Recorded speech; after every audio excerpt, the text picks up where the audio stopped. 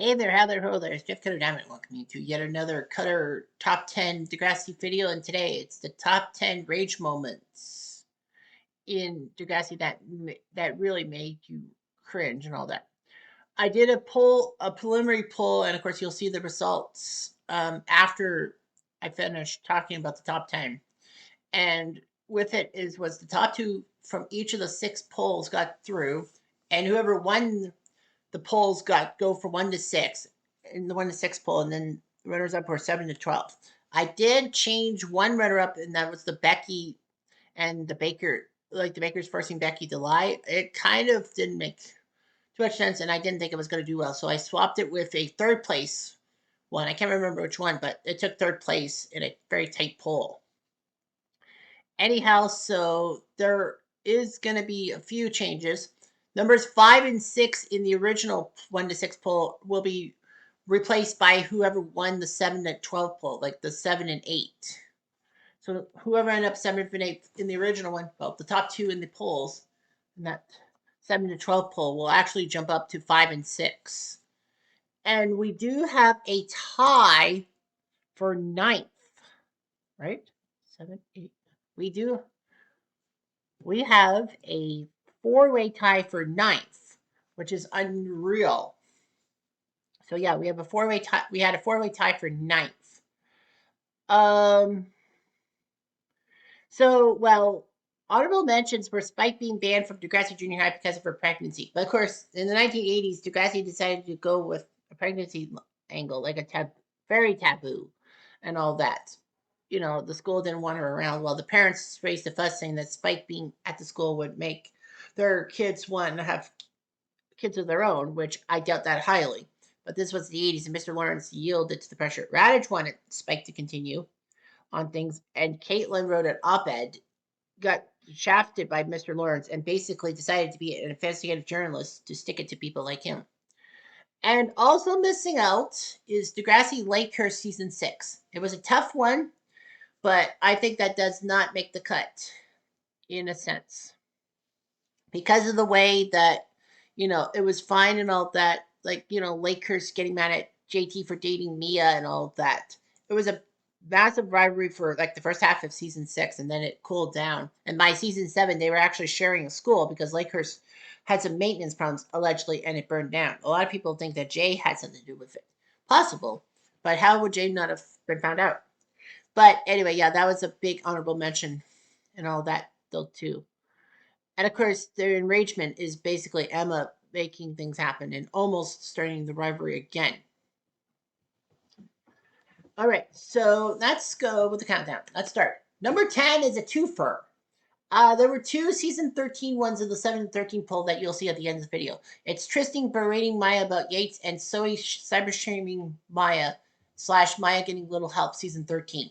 So because of those two season 13 things, they will both be added in, and I'll make that number 10. So what happens? Season 13, Maya goes through the ringer. Season 13 starts with a trip to Paris, which Maya almost misses because of her behavior at the end of season 12. But because her mom couldn't get her money back, she had to let Maya go to France with Tristan and all that. That's when Tristan was bearable, and Zoe was brought in to Degrassi because she was once a reality star and tried to fit in with the Degrassi people. So they have stuff in Paris, and Maya and Zoe seem to be friends, but then Zoe tricks Maya into doing some kind of sexy music video and all that, and Maya gets cyber attacked and cyber shamed and all that.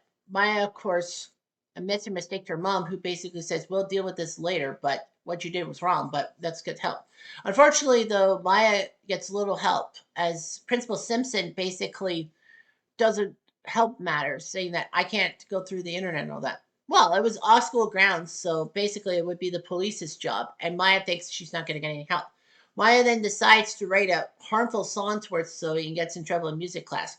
I mean, Maya, her lyrics were terrible. I mean, if it was more vague in how it was with Zoe, I think she would have got away with it. But of course, Maya, of course, is mad that Zoe did a fake apology to her mom, and basically her mom told Maya to turn the other cheek, and Maya gets suspended for a while by Principal Simpson, and Maya comes back after her suspension and yells at Principal Simpson, but Principal Simpson says prove to me that everything's okay and you'll come back normally. Unfortunately, that was when Maya is back with Sig and old habits happen. I kind of blame Simpson for that. Anyway, Maya did have an effort to go to the place with Zoe, but after she got Miles, she's like, you know what, I'm fine. But then later on in season 13, Tristan has a relationship with his drama teacher, Mr. Yates, who actually does something about Tristan and to Winston as well. And Maya felt the need to try to help Tristan out with Yates. So Yates gets suspended. Tristan is, well, Simpson knows that Tristan's lying about Yates.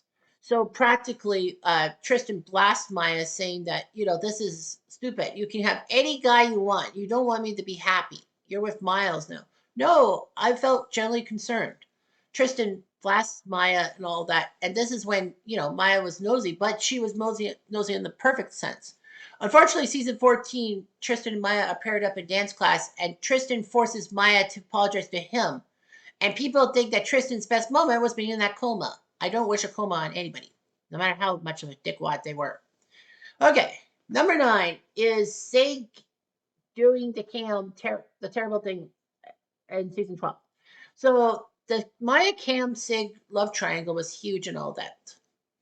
Sig was supposed to be with Zoe and Maya with Cam, but then Sig, for some strange reason, is attracted to Maya after a pageant. And even though that Maya is trying to help Cam with his problems and all that, Sig wants to butt in, trying to get Maya. So he riles up Cam during a spirit thing. Cam gets suspended. Maya believes Sig, probably because she's scared of what would happen if Sig blasted her. But the fact of the matter is that, you know, Cam does come to apologize and then takes Maya's stuff out hoot and will give it to her in front of the school. Sig sees Cam in front of the school and tells Cam to butt out of her life forever, not realizing that Cam was going through the ringer. He was a high hockey prospect that basically the team wanted him to do well, and he was just away from home. He had homesickness and kept casing. And there's not really many major junior teams up north, like Sudbury, possibly, but yeah. So, of course, as somebody who lives in a major junior hockey city, Kitchener, with Jackson Pridham, among others, and Christian Humphreys, they're top prospects and all that. So, Cam goes to the JT York greenhouse and offs himself either by hanging himself. Sorry, I shouldn't have said severe discretion, or with the skate. But I think that, if he saw garden chemicals, he probably drank the chemicals and under the influence of the chemicals did what he did and all that. Because as somebody who works in a garden center in the summers at Canadian Tire, I should know about toxicity and all that stuff. Of course, everyone's upset that Cam died and all that. Maya just wanted to surprise her cello. She was told to speak at Cam's thing, but basically said Cam was selfish for breaking up with her by killing himself. And she had every right to say that. Everyone thought Maya was going bonkers. Sig does tell Maya the truth, saying that maybe he pushed Cam too hard and Maya laughs him off. But it ruins Maya for many seasons. And just when Maya is getting rid of Cam, poof, it's back in her life and all that. We all know that. Okay, so, oh yeah, what was number 8? Okay. Number 8 is Jane cheating on Spinner. So what happens in season 9 is that, Spinner and Jane have a decent relationship with each other. And, Jane thinks about things. But then in season 9, in the mini movie Degrassi Goes Manhattan, Jane is going to New York with Holly, Fiona, and Declan and all that because Holly got some kind of gig in New York. So Jane pops by and sees a musician and falls in love with him and cheats on Spinner with the musician. Spinner finds this out and is crushed, even more crushed after Emma uses a malfunctioning sandwich maker and burns down the dot. I mean, that should have been replaced. Like the dot's owner screwed up because that Panini Grail should have been replaced if it started malfunctioning and all that.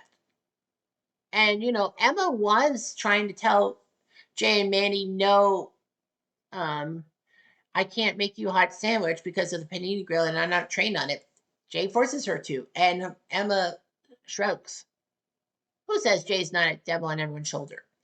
Well, anyway, season 9, that it leads to Spitter going to Niagara Falls with Emma, getting married to her, and them thinking we should call it off. But then they both realize they need each other because, Jane cheated on Spinner, and Emma is upset that every guy that she is with is trouble and all that. And that basically no guy wants to be with her in her mind. So they end up getting married and all that. Jane tries to stop the ceremony, but Manny says, don't ruin Emma's time and all that. I think they probably got divorced, but Throwback Thursday did see that they were together for a little bit. Number 7 is Holly J's kidney issues, especially her mother. Well, Holly J in season 11 was suffering through fatigue and a lot of things, but she kept getting sicker and sicker, and she couldn't take part in a political thing. She was admitted to the hospital, and they found that her kidneys are malfunctioning. They said that she had a staph infect, not staph infect, a strep throat, which led to kidney problems. I doubt that highly. I think it had to be something else, like added on to it. But anyway, Holly J needs a new kidney. And then she finds out that her mother is not her real mother. Her birth mother gave her up. She was adopted. So Holly J finds out that her adopted mother is compatible with her. I mean, her birth mother is compatible. So she wants the kidney. But Holly J's mother, named Dawn, wants $2,000. I think it's $20,000 for a kidney. And Holly J's like, why? The 20,000 is no object, even though that Holly J's family had financial problems. She's like, why? And Holly J's mom and Dawn says that basically now she has to recover for almost a year from the kidney, losing the kidney, and she has a bank job, and she, can't go to her job, and she has to take care of 2 kids. And Holly J blasts her, saying that, you gave me up because of financial problems. Now you haven't learned. And, that's just pathetic. And, Holly J's mother should be in deep trouble for demanding money for a kidney. Fiona, of all people, decides to buy Holly J, Dawn's dress for $20,000, gives Holly J the money, and Holly J gets her kidney. Of course, it was a side thing that Fiona had a crush on Holly J. After all, she had a troubling relationship. Declan tells Fiona to stay out of his life. She goes with Bobby. Of course, he's abusive as fuck. And Fiona realizes that she's gay. Probably because, just like Paige in season 5, she potentially turned gay after men ruined her. Well, Fiona, Bobby and maybe Declan and the other people ruined her, so she turned gay. It's like Paige in season 5. Like, Paige could be bisexual, sure, but we would not see that. Season 4, Paige was through the ringer with guys and all that. And I will get to that more so in one of the top 6 things or all that. So anyway, that being said, yeah, Fiona Holly J. Fiona went with Imogen, but it didn't work out. Why? I don't know. Okay, number 6 is the whole Rick situation in season 4. We are not including Rick in season 3 and what he did to Terry. That's a different entry in this list. It's just basically what ended up happening in season 4. So season 4 starts out okay, a few episodes here and there, and then all of a sudden Rick comes back in Mercy Street, which is I think the 3rd episode, and everyone is shocked that Rick comes back all willy-nilly and that Raj is not doing anything to protect it. He yells at Emma saying, stay out of this. This is not one of your stupid crusades. Fight me on this, but Raj was pissed off at Emma from season 2 because of the whole fight for your right genetically modified foods crusade. I mean, Emma was wrong, Raj was wrong, but Raj is the adult in the situation, and Emma took him to task. And that's when Raj kind of went downhill. But anyway, yeah, there's a lot of the situation. Emma getting into the situation with Paige's clique because, she had to be stupid about preventing Chris from being with Liberty because it would dwell bad on her. How? It doesn't fucking make a difference. Emma's glow up, and Emma had a massive glow up in season 4. I think she got too above her station, as the kids say. And she thought that a guy would want her, but no, she couldn't. And she didn't want to go back to Chris. Nevertheless, Rick gets bullied, tormented, and all that, and little repercussions. Rick finally snaps in Time Stands Still Part 1, getting retribution for being dumped in a dumpster by Jimmy and Spinner. Paints circle and X's on everyone's cars. Jay thinks that they can incriminate Rick and get him out of the school, but Sean tells them don't because Raj will want to know why. And of course, Jay would have to incriminate himself. So then the paint and feathers happens. Rick gets embarrassed. He goes after Emma because Emma kind of is on a lonely island because, Emma, Manny, and Liberty leave her high and dry, and Paige's clique leave her high and dry. And fight me on this again that Paige probably told people don't come near Emma. She's a fucking hypocrite. And then all she has for friends in a sense is this quiz team of Toby, Rick, both creepy, and Heather St. Clair. But of course she gets mono, and here comes Jimmy. So the situation's huge. I've done plenty of videos about that. You can go to my playlists and look at the Degrassiisms and the Rick Murray situation and all that. But bottom line is that, Rick was failed. Raj failed Rick. Yes, that's fine. But he failed the students more so. Not just because, he allowed Rick back into school. But I mean, without a criminal charge, what could Raj do? The students didn't really realize that. But let's not forget that he also screwed up in the aftermath. He wanted a Sunny musical. He was worried about how Degrassi was portrayed on the 6 o'clock news. That's fine. But they wanted a Sunny musical. JT and Liberty basically think that he's a tyrant and all that. And why is he not trying to find out the stuff with the paint and feathers and all that? He could have saved his butt. Or even better, Raj was rightfully booted, and he probably got mad at the school board for not protecting him. So he said, screw it, I'm not doing education anymore. But yeah, the situation's mad. Emma having PTSD, fight me on that, of course. Sean having PTSD and all that. Toby probably too, and all that. But yeah, it was just terrible and all that. Should not have happened. And that's when Degrassi really went there. Number 5 is the Degrassi Dudes situation for season 14. So what ends up happening is this. Well, remember when I said the Bakers thing and Becky, and I took that out of the equation?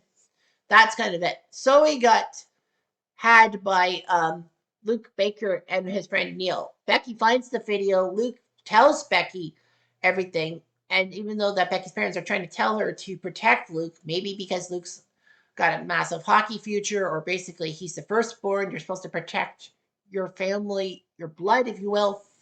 She decides to tell on Luke and all that, and Luke goes to juvie. Her parents, I think, basically try to avoid her. Maybe her dad loses his job as minister because he was a minister in Florida. I think he lost his job. But anyway, yes, Zoe then, for some stupid reason in season 14, decides to distract Becky, gets her injured so that Zoe can take her spot on the power squad, become captain, and basically oomph chat to get money for new uniforms. Their uniforms were cool enough as is. And, the whole thing, sending provocative pictures and all that. The worst part was that Hunter had some of those cheerleading pics. That's your sister. Good Lord. Anyhow, so he then does this whole thing with Grace and all that, and then basically gets the money and all that. And then Frankie tries to annihilate Zoe with the Degrassi Nudes thing. Zoe tries to pin things on Frankie. And what's even worse is Frankie's dad, Mr. Hollinsworth, wants to pin everything on Frankie, saying that, he's a good father and will destroy everything. So anyway, Zoe then gets caught. Well, she kind of gets caught because Winston tries to blackmail Zoe so that Frankie can get her spot on the team, and they all tell Zoe that she needs to fix the problem. So Zoe, after the fire at the school that Miles inadvertently starts, tells the cops everything and is forced to go to community service. But then, while her lawyer says that basically it's trying to help the judge see your point, and 5 years in prison she would have faced for child pornography. The cheerleaders are forced into detention for the rest of the semester. Grace gets no punishment. All that. I think Zoe kind of didn't want to throw Grace under the bus. I'm actually surprised that the cheerleaders didn't throw Grace under the bus. I would have. But yeah, Zoe somehow at the start of next class gets off, and we don't hear anything about Degrassi Dudes. She probably got off. I think Zoe may have had her tears of being a sexual abuse victim and probably played it off. I think that she used that card. Anyway. Okay, so we do have a tie for third. I will break the tie. Okay, let me see. Know what? Let's see here. 5. You know what? I'm gonna play the recency bias card. And I'm gonna go with number 4 is the football team and Shep mistreating Jane season 8. Season 8, Jane gets the bright idea to play football, saying that, she played rugby, so it can't be that bad, with pads and all that. Of course, rugby, you don't really have much protection. So anyway, she's made to be on the team, and the football team raises her and all that. She gets mad at them. Principal Shep, who is coaching the team, he should not be coaching the team. Isn't that bias? But anyway, yeah, Shep tells Jane to suck it up because boys will be boys and no special treatment. Okay, fine, but Jane is trying to do things, and Shep is being misogynistic as fuck. Of course, Shep would get his in season 8 when Claire and Connor and the gifted class expose him when he gets principal of the year. And it's stupid. It's like, okay, it's like November, and why is he getting it? My theory, and fight me on this as well, is that it probably was going to go to Hatzalakos, but because she took her leave to deal with her mother in Regina, leaving Peter to fend for himself in Toronto, that they didn't want to take a revote, and they decided to give it to Shep. It was probably for Hatzalakos. I mean, Shep in season 7 didn't finish as being principal. He was principal of Lakehurst, but Lakehurst burned down, and he wasn't back. He wasn't in Degrassi. He probably was at another school, but nevertheless, he got taken to task, and Jane took him to task. And the football team basically were ashamed of themselves. Derek, being a piece of shit, was just terrible. And allegedly, he took a rope to try to go after Holly J, and that was probably Derek's last stand. Nevertheless, Jane's back.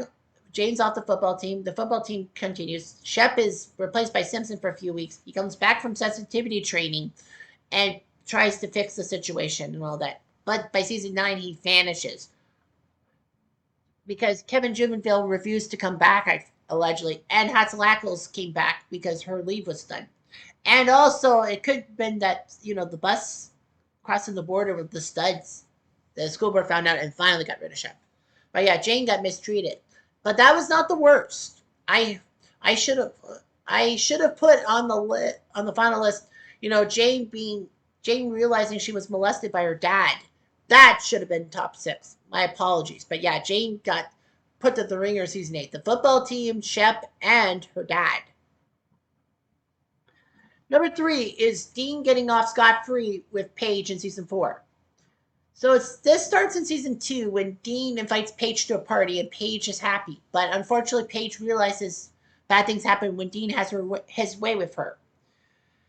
She's shocked and appalled by everything. She's not so sure she should tell somebody because of her reputation, but Ashley kind of helps her out with that situation. Although Ashley, I think, wanted Paige to get hurt because Paige hurt Ashley. Nevertheless, Paige then actually confronts Dean in season 3 when the basketball team, Bartel, comes to Degrassi, and then JT fights Dean and all that. And Paige says she was going to come for Dean because of the fact that, the mascot's not going to help me out. I'm going after you. I think that was season 2, though. And then season 3 was the song contest. But nevertheless, season 4, she gets told that her trial will be going forward. She's actually unsure because then Spinner will find out all this bad stuff. But Spinner says, you've gone through this. You got to do this. So she does. So she goes through everything. She sees Dean at the trial. Dean's lawyer does everything in her power to make sure that Paige misinterprets things. But Paige gives some stunning testimony. The judge, who is also a female, said that Paige did some great testimony. But unfortunately, because of lack of evidence, wasn't Sauve's talks with Paige admissible? Stupid. She could not convict Dean and all that. Even Dean's lawyer looked shocked. Now that's power. Dean's lawyer actually had a pulse. I think she apologized to Paige. I like that. But anyway, Dean brags about what he did to Paige. Paige then gets back at Dean by forcing him out of his sorority. However, the cherry on the sundae is taking Spinner's car and crashing into Dean's car as revenge for him getting away with everything. Unfortunately, Paige gets in trouble. Well, Spinner actually takes the rap, but Paige takes the rap and tells Dean outside the police station that I'm going to take the fall. That's what good people do when they do something bad. And Dean basically says some other stuff saying that, you could have stopped this if, all you had to do was not be around me. You wanted to be with me. Otherwise, why would you want this thing? Cunt. Massive cunt. Unfortunately, though, this starts a terrible move for Paige in season 4. Like, losing the case with Dean. It also led to Spinner becoming a terrible boyfriend by flirting with Manny, Rick coming back to school and causing trouble, and her relationship with Olander. She wanted to be in control. She wanted a relationship. Unfortunately, Olander was in the wrong. He tried to throw Paige under the bus, but fortunately, though, Snake didn't believe Paige's stories and all that. He knew that Olander was trying to force Paige to shut up. But Olander finally takes the rap. He gets fired. He goes to the Yukon, plants trees, then breaks up with Paige. Poor Paige had it coming. And then, unfortunately, though, Paige started to draw towards females. I know she was bisexual, but we didn't have any indication she would turn gay. Well, yesterday when I looked at this, it was actually a tie for first. But now someone actually voted today, and now we have 1 and 2. It would have been a weird tie. It would have been a big tie. But anyway, number 2 on the list is Rick putting Terry in the coma season 3. That was the one that wasn't voted on today. And you'll be thinking, well, that's stupid. That should be number 1. Patience, Grasshopper. So anyway, in season 3, Terry gets a secret admirer named Rick who puts roses in her locker. And Terry, having some self-confidence issues, is happy that a guy is with her. Unfortunately, Rick becomes emotionally and physically abusive with Terry, does not like the fact that Terry gets too close to Jimmy during a play thing, thinking that Jimmy's going to swipe Terry from him. And then, of course, Paige. He hates Paige so much and then pushes Terry against the wall. They break up, thankfully, but then, how many episodes later? 3 or 4? Later, Terry and Rick are in some kind of trust exercise, and they both realize they should be with each other, and while Terry should not be with Rick and all that. Jimmy and crew are going to want to look at Terry. So Terry invites Rick to the road trip with Spinner, Paige, Jimmy, and Hazel. Unfortunately, though, Paige gets mad at Rick, and Rick says, "You're so judgmental. You don't want Terry out of your shadow." Like, he has a point, saying that, that Paige probably doesn't want Terry out of her shadow. That's the only good thing. The only good point he had. Only. But then, anyway, he gets mad when Terry tries to say that that's just Paige being Paige, and that's okay. And then he pushes her. She hits her head on a rock, and basically there's blood on his hands. He tries to help the situation, but then Spinner and Paige find Terry, and then Rick runs off. Rick, of course, is not seen until he's in his mom's car because his mom picks up his stuff for him. Allegedly, he's either been expelled or basically he's being pulled out of school, probably telling some porky pies. Spinner wants to tear Rick a new one. Rick's mom protects him, and we kind of think, oh, well, that's the end of Rick. We'll never see him again. And then season 4 pops up, and everything goes for shit. But number 1, I think I would put this as number 1 because it has aggravated me the most. For how bad Rick putting Terry in the coma in season 3 and the whole season 4 thing, that was not number 1. And this would have been number 1 in case of a tie. It was Emma being with Peter in season 5 despite what happened to Manny. And yes, the Rick situation has something to do with it. Follow me on this. So season 4, Emma had nobody. Well, she and Chris broke up, apparently amicably, but I think Emma wanted to find a new boy that treats her well, but couldn't and didn't want to slink back to Chris. So she causes trouble with Manny and Liberty. She's out of that clique. She then goes into Paige's clique to try to destroy Rick and protects Rick from a beating, but everyone thinks she's hypocritical. So practically she's by herself with the Quiz Bowl team of Jimmy, Toby, and Rick. I'm actually shocked Liberty was never asked to be on that team. But anyhow, Rick becomes creepy towards Emma. Emma tells Rick to get a clue. Rick then puts a gun to the school, but then after being tricked by Spinner and Jay to shoot Jimmy, he goes out, he conveniently finds Emma and wants to kill her too. Unfortunately, though, Sean kills him with the gun in a fight for it. Emma then learns that Sean's great and then tells Sean, thank you for saving my life. And it feels like Emma wanted to draw back towards Sean because he saved her life. If Toby had done that, maybe Toby would have gone in better storylines than the crap they fed him in subsequent seasons. But anyhow, Emma really wanted to be with Sean. And in some kind of way, she went towards Jay because he was a link to Sean. Unfortunately, though, she got gonorrhea from Jay and basically was made an outcast of the school, as if she wasn't an outcast enough.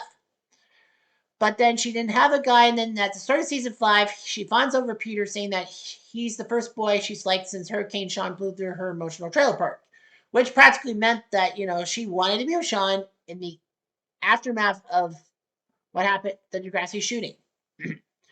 But then, Peter invites Manny and Emma on at a party. Manny's having body issues. Her agent tells her that she needs to perk herself up with boobs and all that and lose some weight. Like, dump the fucking agent. But the fact of the matter is that, they go to the party. Emma actually asks if Manny's okay prior to her being with Peter, but Manny tells Emma to butt out, and Emma does. Well, Emma doesn't help things by shaming Manny in front of people. But the fact of the matter, excuse me, is that, Manny flashes everyone saying, I want to be famous.